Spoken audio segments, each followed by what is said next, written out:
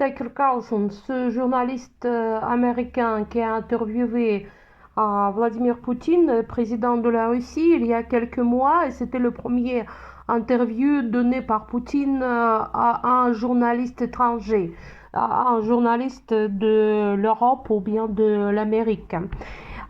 Il a pris l'interview à l'économiste américain Jeffrey Sachs, qui a été le conseiller de Gorbatchev et de Yeltsin à l'époque de leur gouvernement en URSS et à la Russie. Et cette interview qui dure 2 h 24 minutes, quelque chose comme ça, 2 h 30, est très écoutée en Russie en ce moment, traduit bien sûr. Et j'ai décidé de vous traduire quelques morceaux les plus intéressants de mon point de vue de cette interview. Pour qui les relations entre la Russie et les États-Unis du point de vue de l'Ukraine ne sont pas intéressantes, il est intéressant d'écouter son opinion, l'opinion de cet économiste Jeffrey Sachs sur l'apparition du Covid.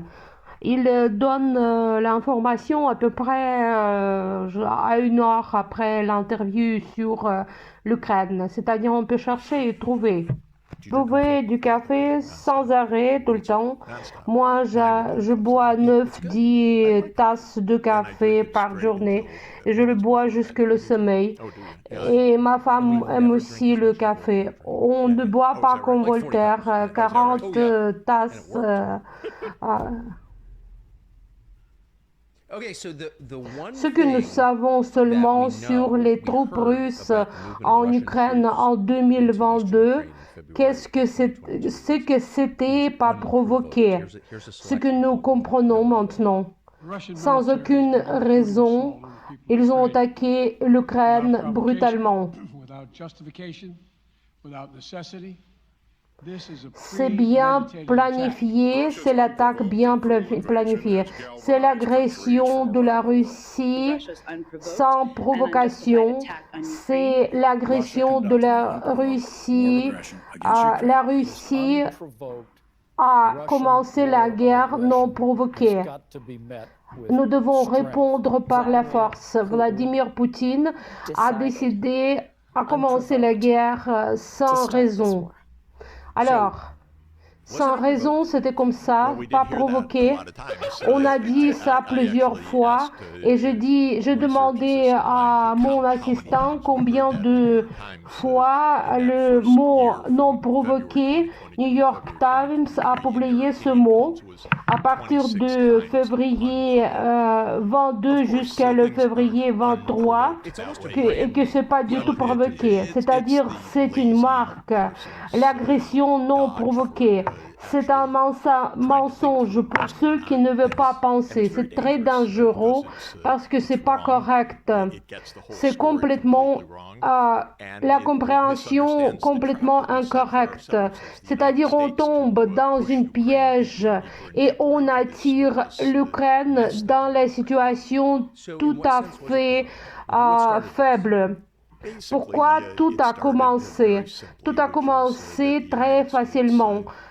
Et le gouvernement des États-Unis a fait ça et le peuple de l'URSS, de l'UCA, n'ont pas participé à ça, mais le gouvernement des États-Unis a dit que nous attirons l'Ukraine à notre côté et nous allons être sur la frontière de 2100 km avec la Russie. Et ça revient peut-être à 170 ans avant, et ce sont des Anglais qui ont décidé d'entourer la Russie dans la mer Noire, et c'était l'idée de Lord Palmerston pendant la guerre de Crimée.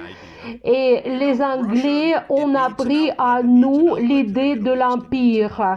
Ils ont dit que la Russie a besoin de la sortie sur la Proche-Orient, et c'est-à-dire si on entoure la Russie dans la mer Noire, la Russie devient un pays de deuxième ou de troisième sorte. Et Zbigniew Brzezinski a écrit en 1997, a écrit que nous devons entourer la Russie dans la mer Noire. Nous devons élargir l'OTAN pour que chaque État soit dans l'OTAN. Chaque État dans la mer Noire était dans l'OTAN. La Turquie a été à l'OTAN. Nous devons ajouter la Bulgarie, l'Ukraine et la Géorgie. C'est pas notre Géorgie en Atlanta, mais c'est la Géorgie soviétique, l'endroit où Staline est né. C'est-à-dire, ce n'est pas l'Atlantique du Nord. C'est à l'est de la région de la mer Noire. C'est-à-dire, nous avons dit que la Géorgie doit devenir le membre de l'OTAN. Zbigniew a dit que c'est notre voie pour devenir le G7, c'est-à-dire le chef dans la mer Noire. Nous pouvons gouverner l'Europe et l'Asie. Et par cette manière-là, nous allons influencer l'Europe complètement et l'Asie de l'Est. C'est-à-dire, nous sommes le pays seul qui a le pouvoir supérieur. Mais pourquoi les Anglais ont besoin de ça et pourquoi le gouvernement des États-Unis veut? On ne parle pas de la Russie, il s'agit des États-Unis, il s'agit de l'Angleterre. C'est-à-dire, ça ressemble beaucoup à un jeu de mon enfance. L'idée, c'était comme ça. Il faut avoir un morceau de toit, un morceau de ce jeu dans chaque coin du monde. Les politiciens néoconservateurs ont joué le rôle important dans la politique des États-Unis les 30 dernières années. C'est-à-dire, c'est pas facile pour nous, les Américains, et les néoconservateurs disent toujours que nous devons devenir les policiers du monde entier. Ils disent, les néoconservateurs aux États-Unis disent toujours, nous aurons toujours la guerre. De mon point de vue, c'est de la folie. Et pour la Russie, il faut dire que l'URSS a eu sa déchéance et la Russie est battue. C'est-à-dire, nous pouvons entourer la Russie de tous les côtés et la Russie dit, ne fais pas ça. Il ne faut pas attirer les missiles vers nos frontières. Et les États-Unis, à cette époque-là, moi, j'ai travaillé en ce moment-là en Russie, dans l'Europe centrale, et nous avons parlé aux États-Unis, et les États-Unis ont répondu toujours. Nous n'entendons pas, ne vous entendons pas, nous voulons faire ce que nous voulons. Tout le monde dit que nous avons promis de ne pas élargir l'OTAN et Clinton a soutenu l'idée d'élargir l'OTAN, c'est-à-dire d'après l'idée de Madeleine Albright. Avant, nous avons eu des diplomates. Les diplomates ont existé avant, maintenant nous n'en avons pas. Nous avons promis à Gorbatchev et à Yeltsin de ne pas élargir l'OTAN. Mais nous voulons nous pouvons faire ce que nous voulons, c'est-à-dire l'élargissement de l'OTAN a commencé. Avant, nous avons eu des diplomates, mais maintenant, il n'y en a plus. Et c'est notre plus grande faute. Et c'est Bill Perry, le ministère de la Défense, a voulu donner sa démission à cause de l'élargissement de l'OTAN.